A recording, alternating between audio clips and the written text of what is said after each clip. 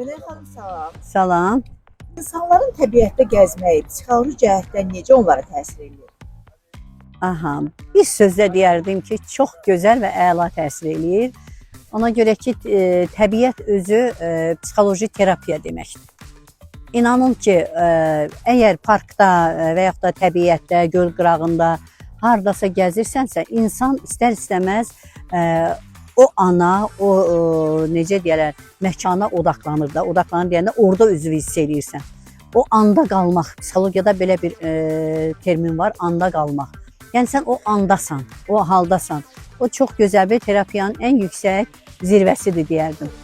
Təbiətdə olmaq hər bir insana lazımdır. Hər bir şəxsə, hər bir uşaq, böyük, yaşlı, hər bir insana lazımdır.